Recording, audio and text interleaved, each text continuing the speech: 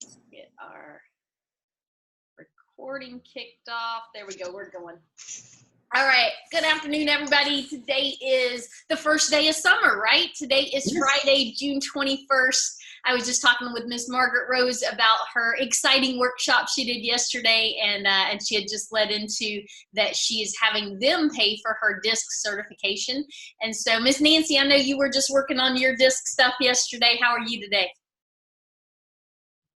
I'm great. I still haven't figured out the thing to do it without looking, but anyway, I'm doing awesome. And yes, I got started. It took some focus to get it together to get started, but yeah, I got started. I'm very excited. Actually spoke to somebody this morning about something totally different that came up, and I think I'm going to be going out and doing a DISC program with them.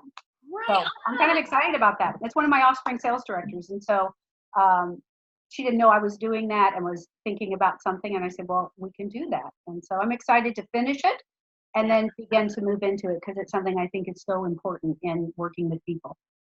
That is fabulous. Both of those, the trainer and consultant with DISC, both of those take, for those of us that have our fair share of they take some discipline, sit down and go through the process, right? But it's got some great content in it. It was awesome. But yeah, it's going to take, I'm going to have to carve out some time and just be totally focused, but that's okay. I like school and I like to learn. So it's well, and you can take the test over and over again. So oh, thank God. Mr. New York City, we got Michael in New York today. How are you? I'm good. I'm doing great. We just were out this morning. I had some breakfast. We were out walking around. We went to Zarin's Fabrics. If you guys are aware of the Housewives of New York City, that's one of the housewives, her store. Oh, funny. So Mindy got to look at some fabric for some curtains, maybe. Maybe. But everything looks expensive. So. In New York, I'm guessing most things are pretty expensive. Sorry if I just blew you guys' ears out. Did you hear that as I plugged my? No, you're right. No, amazingly, where we're staying at, the Lower East Side, is a very it's called the bargain center of New York. Actually, there's a lot of things down here that are very reasonably priced. There's a lot of millennials that live here. Oh, cool. Yeah, so it's very cool. We're staying in Mindy's daughter Danny's apartment. Oh. Yeah, it's a one-bedroom apartment, but it's nice. It's got a veranda. I mean, you could see a little bit about where we're at here. I'm sitting outside, so yeah, it's pretty cool. We're I don't know what we're gonna do this afternoon. We're gonna hang out down here, though. I mean, we're just looking to have some fun. We're gonna go see a show tomorrow, and that's that. Good stuff. What are you guys going to see?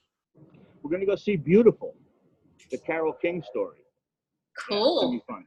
I love going to theater or plays or musicals or any of that. Is always good stuff. And it sounds like you're getting a good couple of days to chill out and relax a little bit, which that's important too, right? Yeah, it's definitely chilling out. We thought we were going to do more, but we got here and just like we're relaxing, not doing much.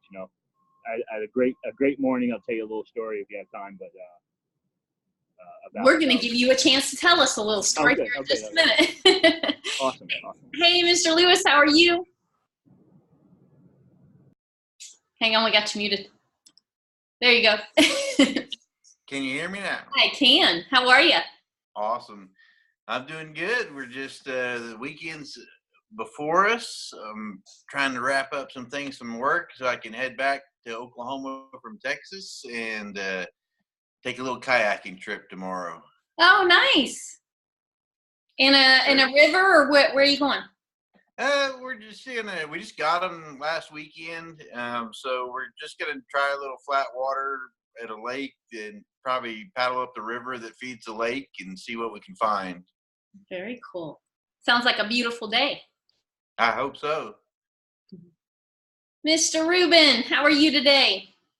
I'm doing good. I'm been practicing. Sharp. Right, looking sharp.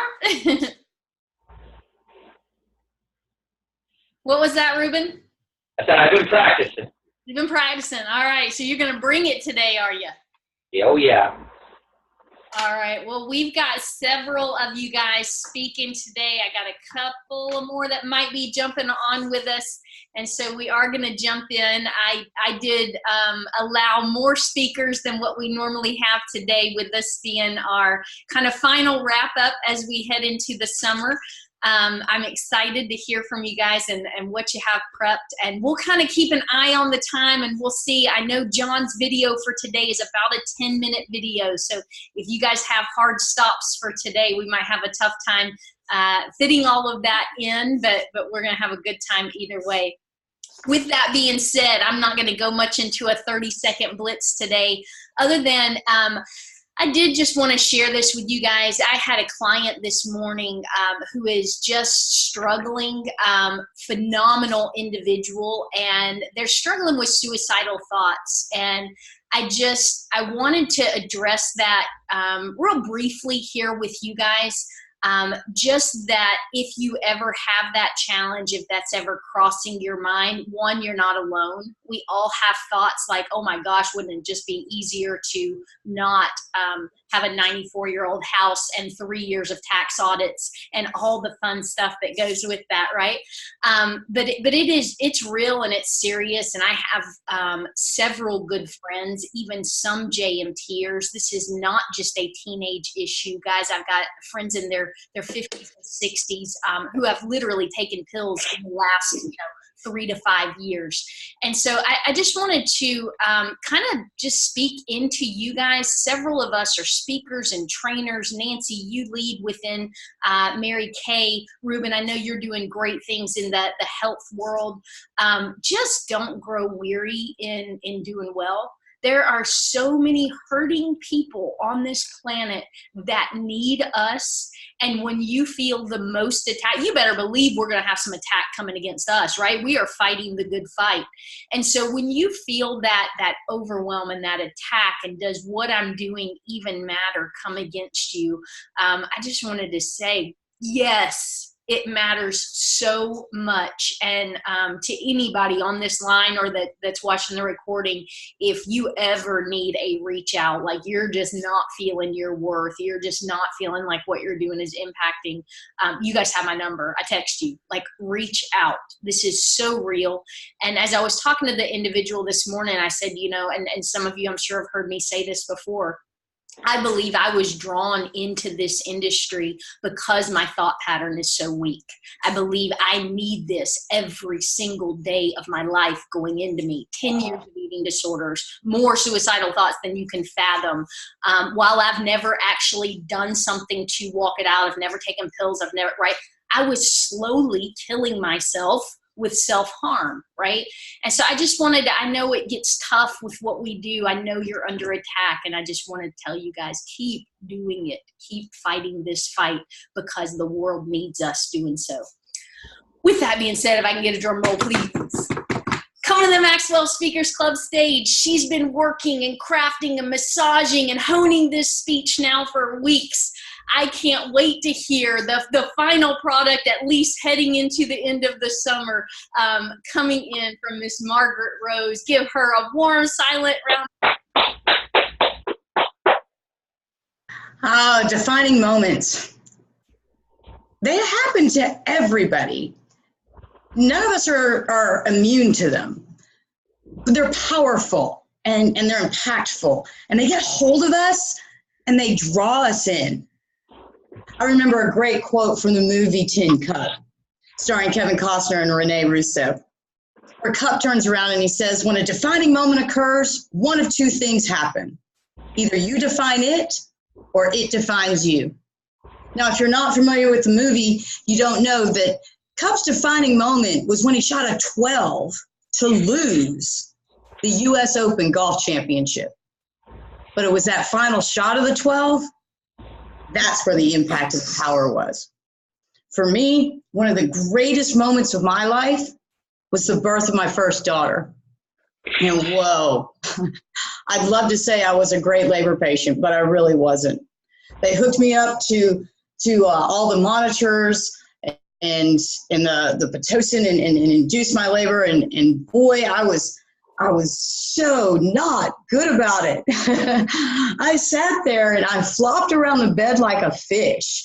I was screaming and yelling at everybody. I wanted a C-section, and anybody that told me that I wasn't getting it was a liar. It wasn't going to happen, but it wasn't just a liar. There were a lot of ugly words that went in front of that. It got to the point where I was so bad that they had to call my doctor in from a concert that she was attending to get me to calm down. When she walked through that door, dressed to the nines, looking like she was just on point to be going out for the evening, she did not look happy. She was so pissed off. She sat down on the side of that bed and she looked at me as I'm screaming at everybody, and she turned around and she got right up in my face and she said, "Margaret Rose, we do not give C-sections for labor pain. And you need to just sit right back right now and just calm it down. You are scaring the other labor patients that are on this ward, and they are all terrified of what they're coming to. And you are not helping anything right now." Her words resonated with me, and I found that impact. That was a moment I was going to calm down. But the greatest moment of that day for me was when they put my beautiful little girl in my arms, and I looked down at her, and I felt the impact of that moment. It still gives me chill bumps to this day, where I looked at her and I said, from this moment on, no matter what I do, no matter what I say, it doesn't only impact me anymore. It 100% impacts her. That moment was 26 years ago. And let me tell you, it's still powerful. But it doesn't define me. See, that's what is different. I don't think that you have moments that define you. I think that you have moments that have impact on you. They have tremendous power in your life, because you can use those moments to change who you are. If you let them define you, then that's where you live. But if you carry it forward and look at what that's done for you in your life, you can change your stars with intentional living. You can change your moments.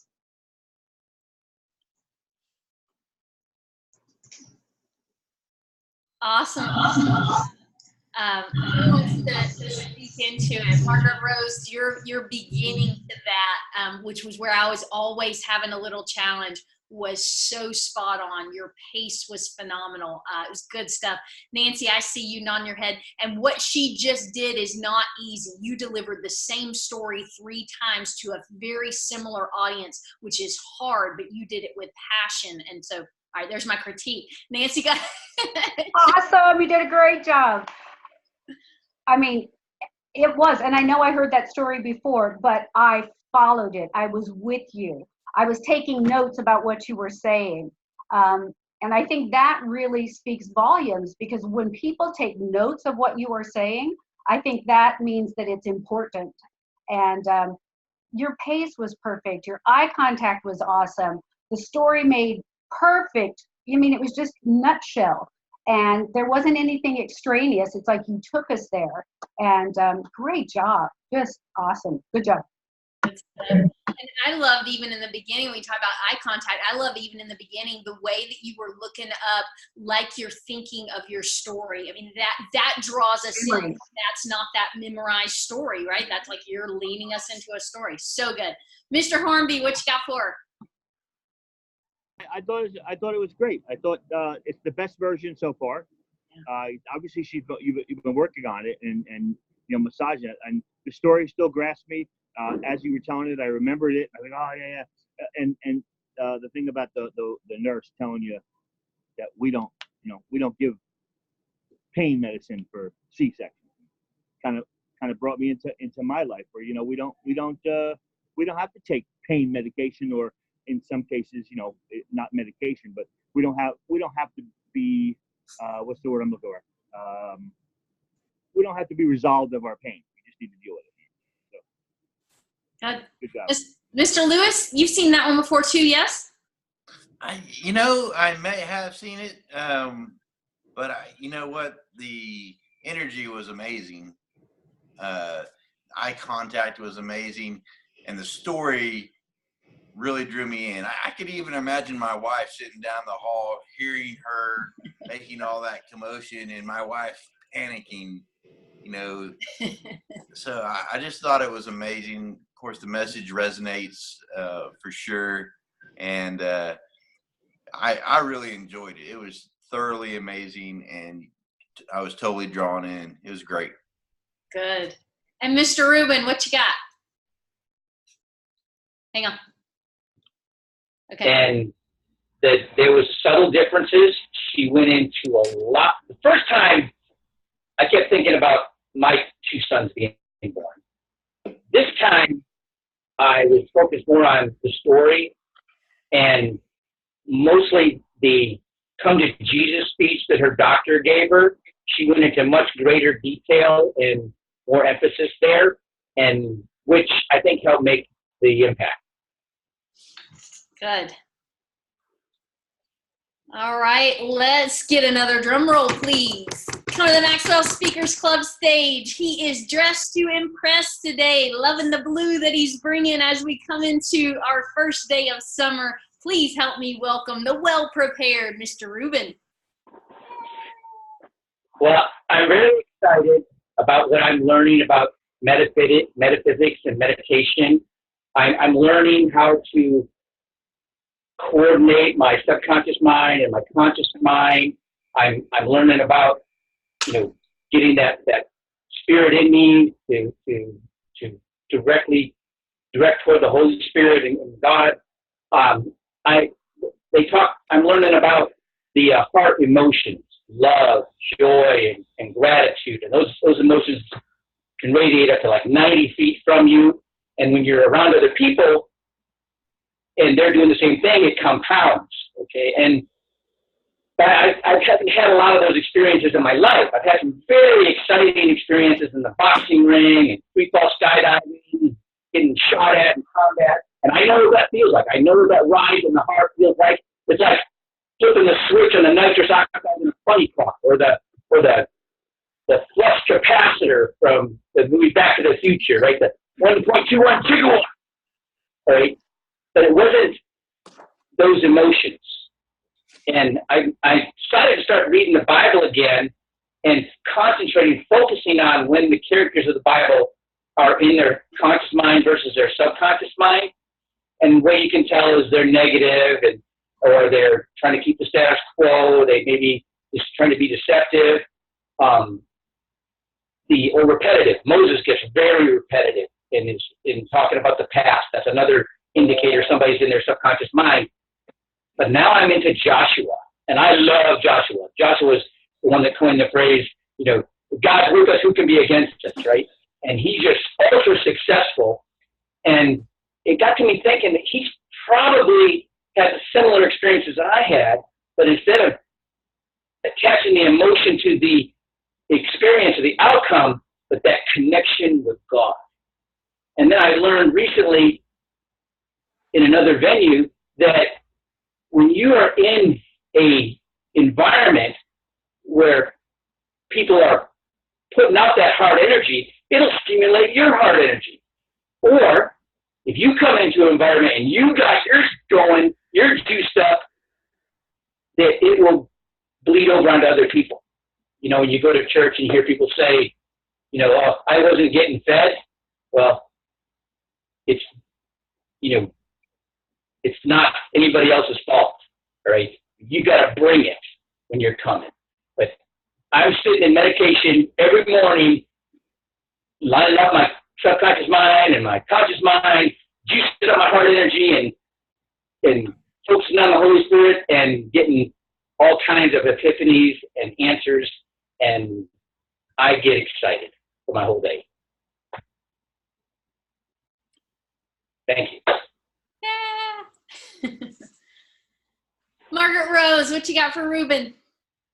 Rubin, I loved your passion. I loved how you talked about your meditation and how it brings all of these firing thoughts all into your mind. I think that's brilliant. And I loved how you just put it all together in there for that. You did a great job. Thank you so much for the inspiration. I liked the flux capacitor. Anybody Flex capacitor was good. is gonna smile with that one, and loved that it radiates from you. That love, that joy, that gratitude radiate from you, and that impacts other people's lives, whether you say anything or not. So good. Nancy, what'd you have? I did it. Oh, sorry.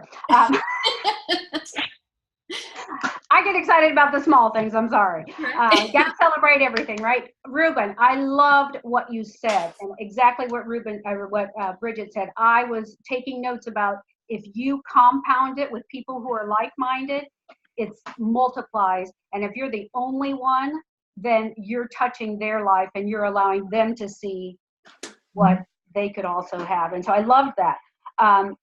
I felt like the continuity I was having a little trouble following, and I think some of that is because I couldn't hear, but it was really good. And I know that as you hone that, this is going to become a powerful speech. Good, thank you.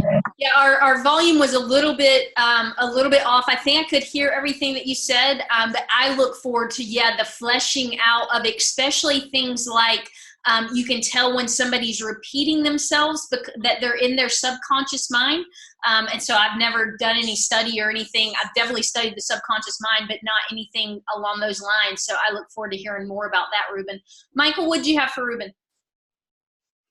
I thought it was great. I loved when he's talking about the meditation, because I'm doing a little studying of Henry David Thoreau, who is he's a transcendentalist, and he really believed that in your mind you can practice things and believe, and those are the real things. It's not always what you experience. So having and I meditate transcendentally, something I learned in the 70s. So I could really relate to his story. It was a little garbled, but the excitement was there, and the tone was good. So thank you. If one advances confidently in the direction of his dreams, finish it, Michael, and endeavors to live the life, right? That's it, man. Mr. Lewis, what you got for Ruben? Thanks, man. Well, I think the message was amazing. Yeah, I was thinking about going to church and not getting anything out of it because you weren't fully there. Yeah. And I think of so many times in my life, whether it's I'm with my family and I'm thinking of being at work or something like that, and I'm able to reach out to take in what he was saying and figure out so many areas in my life where I could apply that to my life. And so it's an impactful message, and I really enjoyed it, and I love the blue tie. You had lots of great nuggets there, Ruben. We look forward to hearing that fleshed out a little more. Well, he's already standing, and he's giving us this energy like he's just going to bring it to us. So give me another drum roll. Coming to the Maxwell Speakers Club stage, salesman extraordinaire. He's a teacher, he's a trainer, he's a speaker. Please help me welcome Mr. Lewis. Hey. 2 weeks ago, I decided I needed a new truck. So I went truck shopping, and I found the prettiest red F-150 FX4 four-wheel drive pickup truck. Now, prettiest is my wife's word, not mine. I would probably say something else, but we'll just use those words. And as I was looking for trucks that day, I happened to get on my phone and I started Googling what the fair market price would be for that truck. I didn't buy the truck, but you know what happened later on that night? When I got home and I opened up Facebook, all of a sudden I started getting all these advertisements for trucks on my feed. And the reason that happened is because Facebook and Google, they have algorithms that become aware of what you're interested in, and they start giving you the opportunity to see things that you're interested in. I discovered also that not only does Facebook have an algorithm, but I have an internal algorithm as well.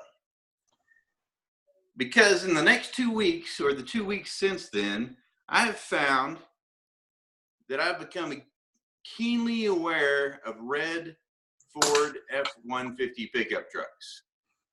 And I live in Oklahoma and Texas, and there's pickup trucks everywhere. I normally never really pay attention to pickup trucks.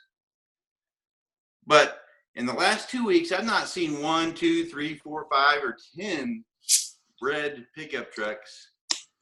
I've seen 50 or 60 because I've become aware of red Ford F-150 pickup trucks because I desire one in my life at this time. But it struck me as I was noticing how many that I've seen, like 3 in one parking lot. Why am I aware of Ford F-150 pickup trucks? And why am I noticing them so much? It's because I believe it's because I've stated that this is what I want, and I'm aware of what I want in my life. And so I thought, wow, if that works for pickup trucks, what other cool things could that work for in my life? And I thought to myself, I want more opportunities in my life. How can I make that work for me?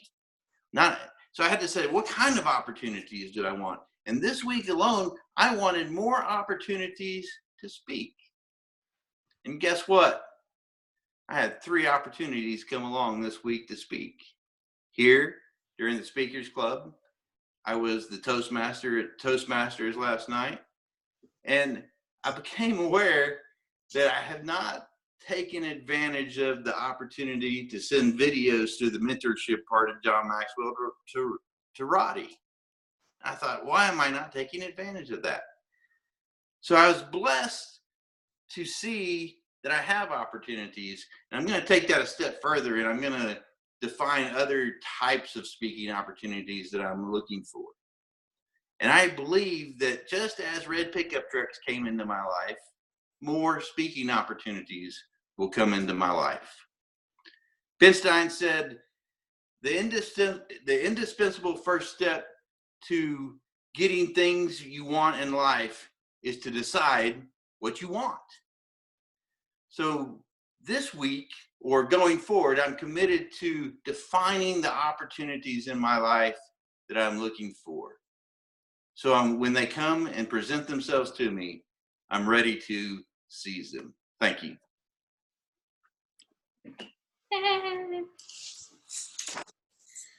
Lewis, I don't know if you are a part of Empowerment Mentoring. Are you in Empowerment Mentoring? I am not. So there is a perception lesson that Roddy and Paul do that you just brought to life and gave a real story to in such a powerful way. And then pulling in the Facebook and the whatever emails or whatever kind of algorithms that we're getting where they track us. Oh my gosh, we freak out about it. We'll be talking about LASIK, and then I'll get an email for LASIK surgery 5 minutes later, and I'm just like, it's creepy, right? Big Brother is listening everywhere. But I thought that was such a great way to resonate with us. And then you pulled it together with, it's a lesson I've taught. It's a lesson I've heard over and over again. Definitely, we all recognize that, oh my gosh, now you see whatever, green Jeeps everywhere. Now you see red pickup trucks everywhere. But then to use it with the analogy of speaking and that you want more speaking opportunities, and like it was just so crystal clear. And as you guys can tell, I'm just doing your critiques as we go here. Your pace was a little slow, but I want to congratulate you that I know it's because you're in process on this speech, amazing speech. And while your pace was slow and you were figuring your things out, you weren't umming and on, and you weren't filling the void with nonsense verbiage, which many of us do. I all the time. So I just want to congratulate you for job well done. And as you work into that deeper, it is such a great concept. All right. I rambled long enough. Mr. Rubin, Thank what you you. got for Lewis? Yeah. hang on. There you go. It's not just me. I'm not the only one. I swear every time I think of something, it pops up in my feed on Facebook or We YouTube. can't hear you very well, Reuben. I don't know what we can do to maybe talk into your phone. Is this better? Yes. Yes. Okay. Yeah, I'm not the only one. You know, I every time I think of something, it pops up in my YouTube or Facebook feed. But I do remember before my children were born, you know, my wife was walking around pregnant, and it seemed like everybody was pregnant. And then when we had the babies, everybody had a baby. So yeah, I was following along great. I loved it. Good. Margaret Rose, what you got for Lewis?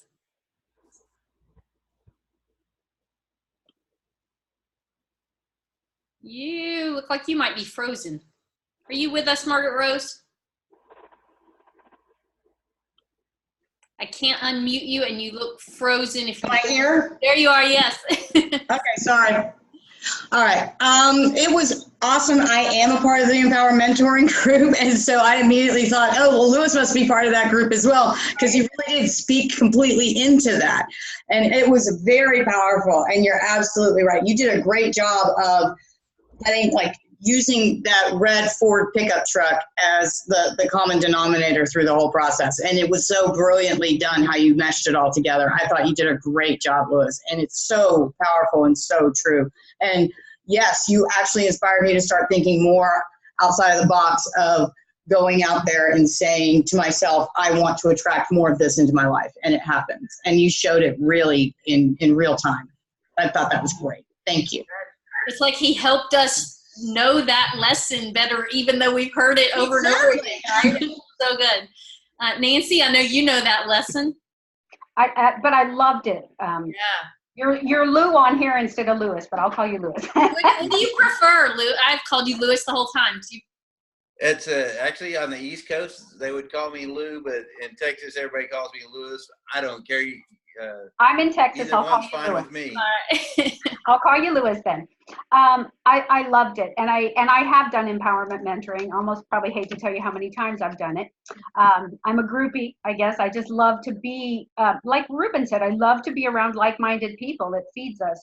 But I think that what I loved the most about it was that you made it real. It wasn't an existential thought. It wasn't a an idea that we carry around, but it was just so down to earth, so simple. And then you I don't want, transfer is not the word, but anyway, you transition, thank you, transition into adding more into your life that I'm going to think about and speak about more opportunities. And it was just such a great movement into that to close. Do you know what I mean? It made it such a simple lesson for somebody who had never done anything with empowerment mentoring, never done anything, they would understand it. And I think people understanding and getting it without having to be over their head is so powerful. I loved it. Good. Michael, how about you?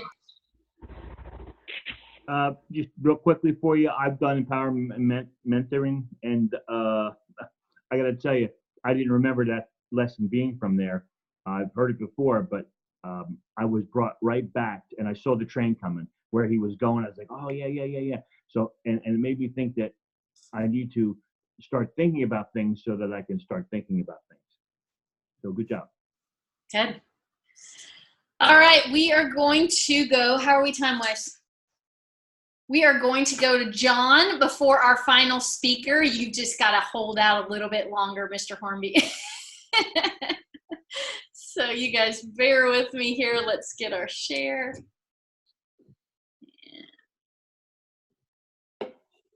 Here. Maybe, yes, there we go.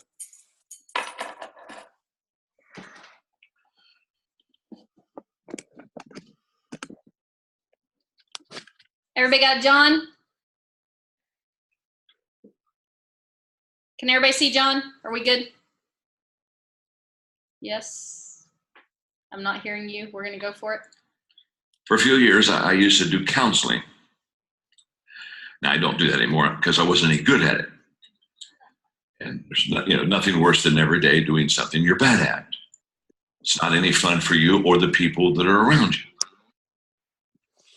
And I wasn't a good counselor. People would come to me for counseling, and so the first session always went very well because I love people, and I would listen, and they felt kind of at ease with me, and they'd tell me their problems, and when they would tell me their problems, I would within 3 to 4 minutes figure it out. I mean, dear God, it doesn't take rocket science, hello. So I get a legal pad, and I would just kind of give them 2 or 3 things they needed to do, give them a little homework, you know what I'm saying, and tear off the page and hand it to them and smile and say, be healed. And then they would come back the next month. And I would say, boy, I think I saw you last month. They said, yeah, but I got to talk some more. And I said, well, did you take my list and do the stuff I asked you on the list? And no, I didn't feel good enough to do that. Just wanted to talk some more. So I'd listen to them another time, and it was basically the stuff of the first time. And so I'd put the same thing on the page the second time. I'd write at the bottom, be healed again. And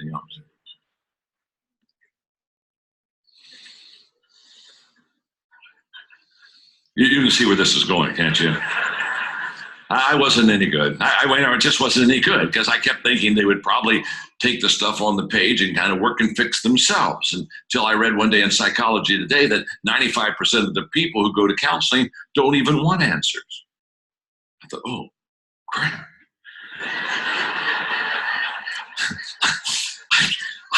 I'm in the wrong business. I thought it was to give people help and give them answers. I had no clue that I was just to hold hands and do kumbaya every day of my life. But in my short, unsuccessful stint as a counselor,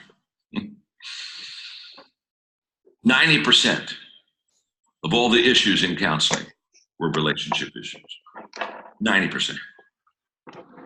And I have come to the conclusion in dealing with people and talking with people and my whole life spent with people that life really is a people game. And if you can really understand people and get along with people well, you're really going to do well. And if you can't, you won't do well. And in my book, Today Matters, there's a statement I said, and that is every day people are either preparing or repairing. And it's very true. They're either taking their day and setting up in such a way that they're going to kind of guarantee tomorrow, or they're taking their day and they've got to go backwards to yesterday because they have so many screwed up relationships and issues that they're just always trying to reach back and fix yesterday. I read recently that 70% of all people fired in the business community, 70% of all firings, they're relationship issues. They're not competence issues. They're not skill issues. People just can't get along with people. And you get these, when people want to get a job, they get these referrals. And a long time ago, I realized that wasn't any good. I mean, you couldn't rest. I picked this up the other day, and here's some creative referrals. She was always high, in my opinion.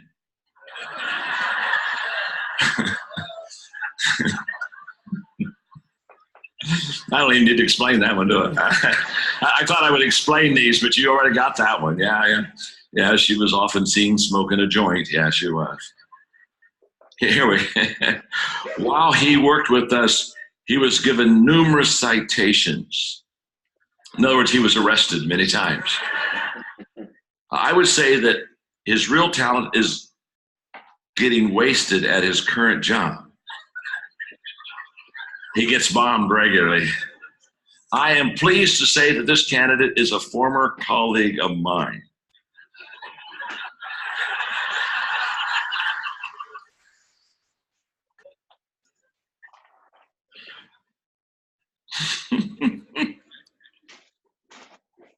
He would always ask if there was anything he could do. We were always wondering that too.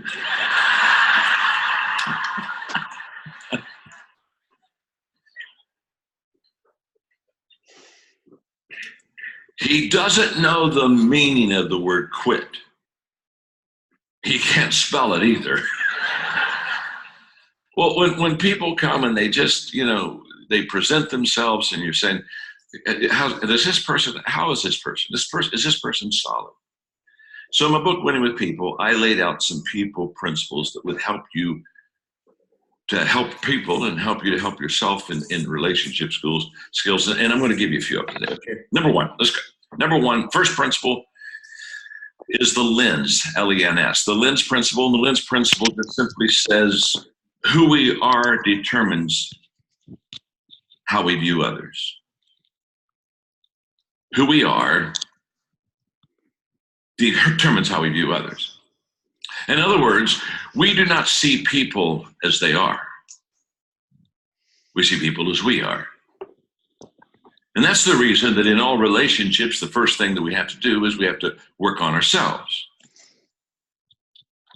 And the lens principle is pretty amazing. So what that means is if I'm a pretty trusting person, I'll see people as trusting. If I'm not a trusting person, I'll see people not as trusting. In other words, we see people as we are. We look through this lens, but this lens is us. And we're the reference of everything. And that's not true with people, but that's true with so many things. We don't see things as they are. We see things as we are. That's even in the area of perception. That's why a person can walk into a room, 3 people, and they can see 3 different things because they're different. They're individuals. And I found that to be true. I found that to be true in my life. I found that to be true in Margaret's life. We see things based upon our giftedness. So because communication and speaking is a high gift for me, when I came down this morning, I brought my little cards with me and I'm sitting on the stool and I've got my bottle of water, got my cough drop. I'm a happy guy. I'm not nervous. I'm not shook up. I'm not kind of saying, boy, I hope I can pull this off. And you look at me and say, well, you're so relaxed. Well, first of all, I've done this 12,000 times. Let's just get real. If after 12,000 times you're not good at something,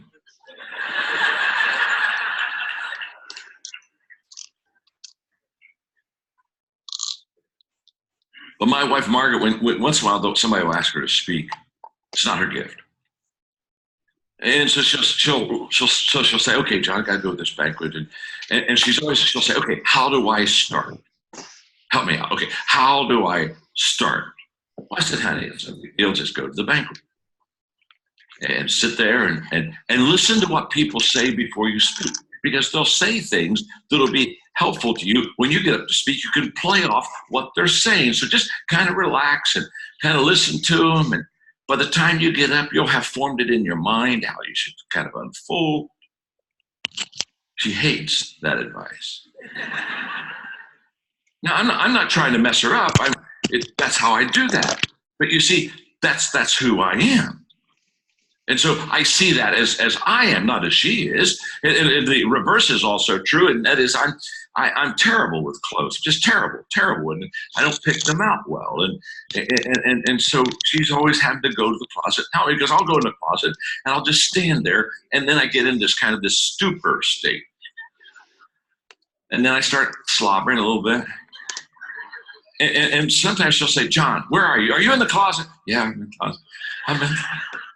She'll come in and say, oh, here, honey, what's the thing? And I'll tell her, and she'll throw this. She'll say, here, this. And she'll put it, and then she kind of throws it at me. She says, here, wear that. And okay.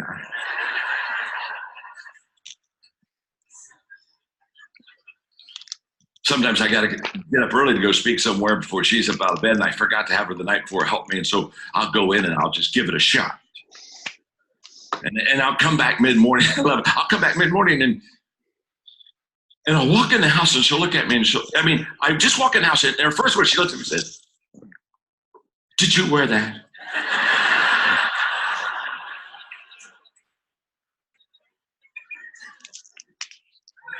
Now think about the question.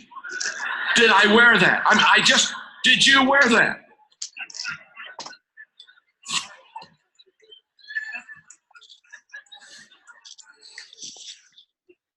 I think I did. I think I do. did you wear that? I have it on. No, sweetheart, I didn't. It's a mirage. Honest to God, it's. And then she'll look at me and then she goes right into this question: who saw you? Who saw you? Thousands, honey, thousands. I was on CNN this morning. Thousands, millions saw. Who saw you?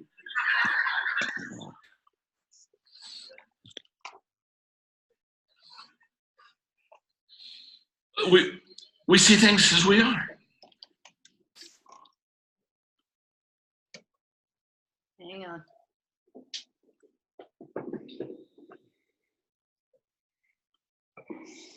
There we go. All right, takeaways. What do you guys have? Mr. Michael, takeaway. Have a good weekend. Yeah. Yeah, great talk by John. You know, I've heard it before. It's in a part of the magic that John is. You know, it's always, you know, so I was thinking about, you know, how you get ready for a speech and how he helped, you know, Margaret with that challenge, and that sometimes we try to, you know, teach other people through an experience. And, you know, John, obviously, when he changed up in the story and made it about a story, he made it all clear what he was talking about. So it was really good talk. Good. Margaret Rose, what stood out to you? Thanks. All right, I took some notes on that one because that was good. First of all, I liked him bringing up knowing your strengths and being willing to identify what your weaknesses are in public, which means making yourself vulnerable. And then it's okay that you're not good at everything. Obviously, he always loves to bring humor into it to make his point. And then when he got to being into the serious moment of the teaching of the law of the lens and making it the perspective, and how he used humor again to bring it around. And to show, again, you know, his strength is in communicating, is in being a speaker. Margaret's strength is just as valuable in knowing how to dress him, and that's where her strength lies. Doesn't mean that either one is more important or more valuable. They're both just as valuable. But I love how he structures that to bring the humor back around to make the point, again, of the lens and the pauses and the physical humor where he stands up and he looks at what he's wearing, the pauses that he puts in. I think all of that brings it all together for us all. So thank you. Mr. Rubin, what stood out to you? Hang on. 30 years ago. And then but then he started talking about, you know, that who we are, who we encounter, the people around us are a reflection of us. And then I looked at him talking about him and his wife. I'm going, oh, that's an interesting message. But yeah, it was, he has a way of giving you the message and making you hear it. Good. Nancy?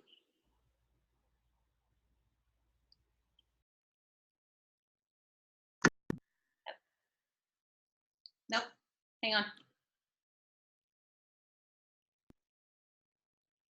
I'm sorry, I was trying to do the thing and it didn't work. Really, everyone else said it, but of course, his physicality. He's amazingly comfortable, and I know that comes from years of doing it, but I think that draws people in. When you feel comfortable about what you're doing, other people are comfortable too. So he makes us comfortable. I mean, he makes us laugh and he makes us feel like we're in it with him. And of course, his poignant pauses. He knows how to just wait. And he does have a lot of pauses, which makes me nervous. Not for him, but I mean, when I'm speaking. Yeah. We don't like pauses, but he uses it and allows it to sink in. And I think that's something that as we learn to be better speakers, we need to be more others focused instead of focused on us. And that was, you know, I mean, the more that we do this, the more you look at what he does and see how masterful his relaxation and his body language is, because he's focused on what he can do for us, not how we look at him. Yeah. The timing on his humor is amazing, right? I mean, he could be a comedian. Right? I know. Mr. Lewis, any takeaways from that one? Here, I had you mute. There you go. I just like his personal stories, and how he always makes his points with those things. You know, he makes fun of himself. He's to make his points. He's just a master. I don't know. I've heard that. So I've heard that talk several times, and I just you know, hope to be that good one day. Amen. So Roddy's main teaching from this particular story is on payoffs. And if you take something as simple as the silly little card that he read about people's referrals, and in that 1 minute, he probably had about 10 payoffs. And we're always looking, especially like for those of you that are going for stage time, right? Roddy's looking for somewhere between 3 to 5 payoffs in that 3 minutes minimum.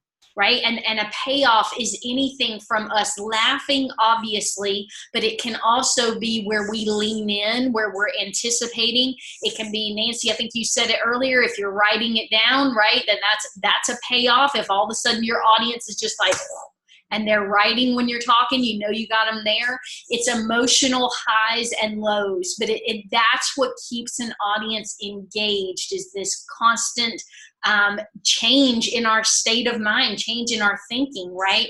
And Nancy, you nailed it with not being comfortable with pauses. I talk 90 miles an hour just in regular conversation. And so when it comes to delivering, and I'm a D personality, so I don't want people to have to wait on a pace, right? But that is a huge asset. And lastly, on his comment about Margaret, I can remember being so afraid when I go into a place to speak that I'm going to forget what I have to say, right? And that's why this group is so powerful. Once you, at this point, Margaret Rose, you can go do that speech that you did with us, and you can walk into that room and shake hands. And when you get in the front of the room, remember that you met Cecilia, who's got a kid in high school, and remember that you met Jerry, because you've spent so much time on the content. It's when we're just about to deliver, or we've just like, it's like cramming for a test, right? Don't talk to me or I'm going to forget what's in there, right?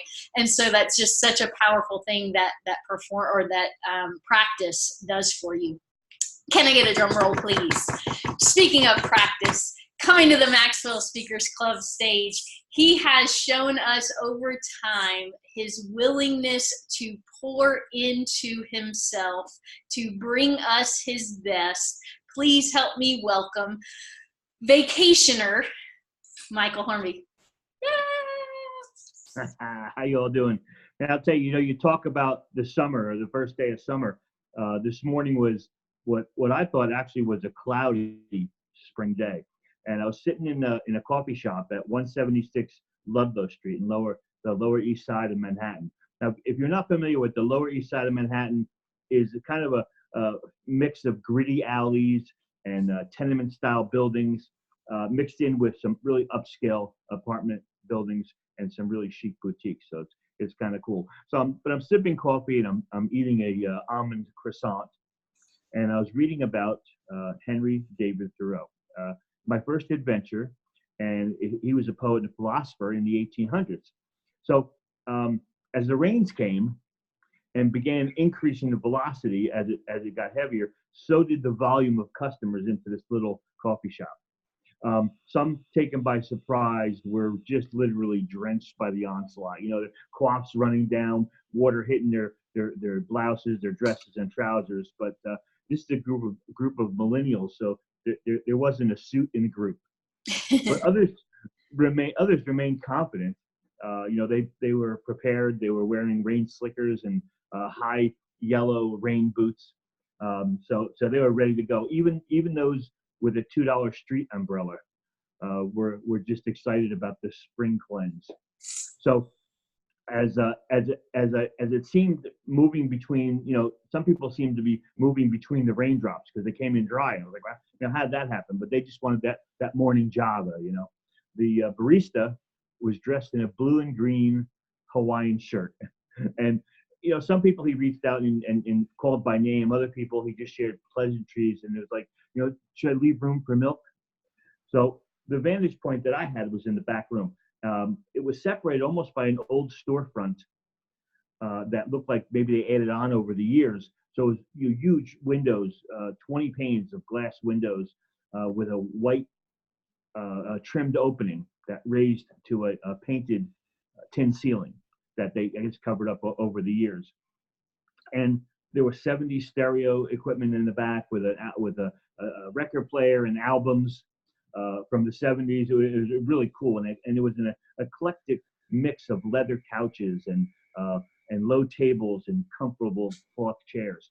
There was even a black pleated felt bulletin board, like you've seen in the motor vehicles, and it read, "I am on the pursuit of happiness." Well, the shop quickly became a lathium of conversations and smiles and frustrations, but I couldn't really tell. But all I could hear was the accents of German people and British people and Americans and French. But they all seemed to have hope that the rain was going to stop, and soon they would continue their journey through their storm. Well, my crescent wasn't enough for me to eat, and I started thinking that, I wonder if there's a German restaurant in this neighborhood, which back in the 1800s was called Little Germany.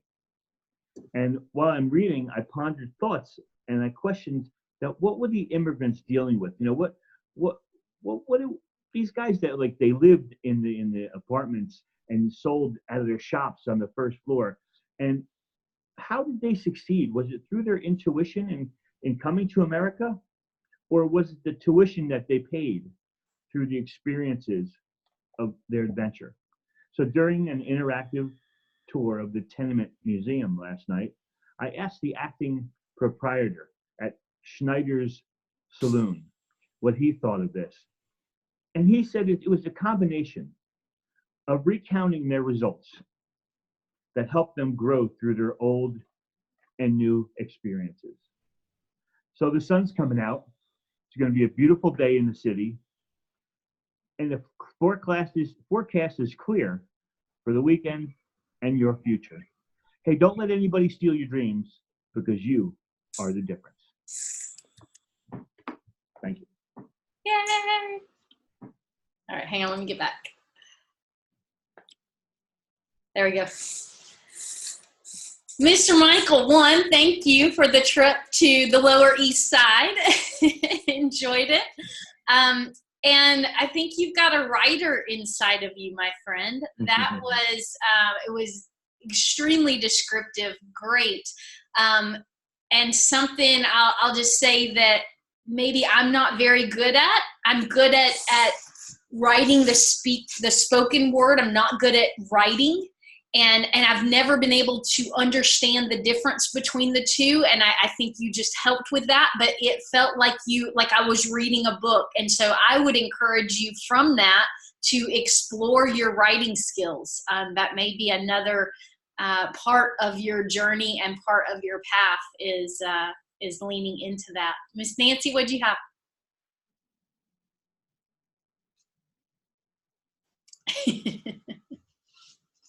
I think I can get you. No, I can't because you did it. There we go. I don't know, my little thing that, is it Alton taught me? Yeah. Yeah, okay, I can't make it work now. It worked twice, but anyway. I have to agree with Bridget. That was amazing. I mean, obviously, that's something you just experienced, and so you haven't mastered the story, which I think when you do, it's going to be phenomenal, because I was there. I mean, I was sitting there, I was looking around, I was feeling the leather chairs in the 1970s albums, and I'm thinking, man, I want to go. What is the name of the place? And then when you brought it together, about the immigrants and that, I mean, that's just it was an amazing story. And it was great verbiage. I mean, just the way that you describe things, and I think as you work on this, it's going to become just like a very important part of your story. Taking us on a journey, right? Great. It's a great story, and I love the message. Now, did you perfectly position yourself for where you would tell the story with the raindrops? It might be something different than raindrops, but it looks like raindrops right behind you. Oh, it does. Yeah, those are raindrops. I don't know. I guess they're raindrops and a broken heart. It looks like, I don't know. A broken heart. I couldn't tell what the broken Okay. was. I was like, maybe they're legs. But They're right very from the apropos, beginning, I was like, Annie's got raindrops. That's a Michael thing. He went and found the right place in the house to do it, right? Yep. Margaret Rose, what you got for Michael? Oh, it worked. Okay, so yeah, Ellen's little trick worked for me. Sorry. Michael, it was great. You painted a picture, and like everybody else says, I was there. I could actually even almost hear you turning the pages of the Thoreau book that you were reading. I was all in. And then how you painted it, how you drew it all in, brilliant, absolutely brilliant. So yeah, send us the name of that little coffee shop so that we can all go and check it out. Coffee Supply. Gotcha. Thank you very much. But it was amazing. It was a great job. You brought it all in and really, starting it out with a Thoreau and then to hear your words right behind that was amazing. So it was really great. Thank you. Good job. Cool. Thanks. Mr. Lewis, what do you have for Michael? Hang on. Can you hear me now? Yes. So, Bridget, I think that you nailed it so much. His word pictures were so amazing. I could see myself kind of being pushed into the coffee shop by the crowd coming in behind from the rain and everything like that. And then, thinking of the perspective of the immigrants and, what made them successful or their experiences and things like that. So that's something I've never really considered, but I can see the row of shops where the house is above and the shops are below, and they're trading every day and making a life for their families, maybe from an area that they came from, an area of the world where there was no opportunity. So it's a great story, it's a great message, and I appreciate it for sure. Thank you, sir. Thank you, Lewis. We take a lot for granted, don't we? In our easy lives that we act like are so hard, we take a lot for granted. Mr. Rubin, anything for Michael? Hang on.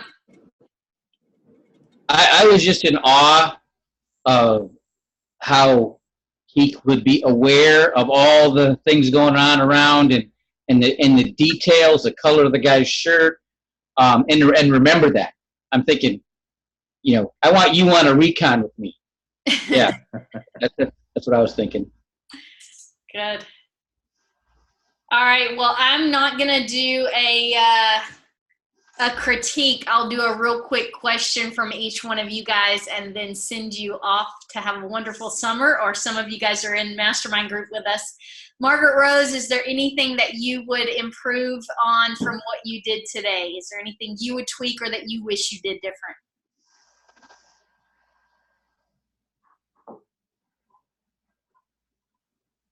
I don't have you. Margaret Rose? Are you guys hearing me? Did we lose her again? We might have lost her again. Ruben, anything you would do different?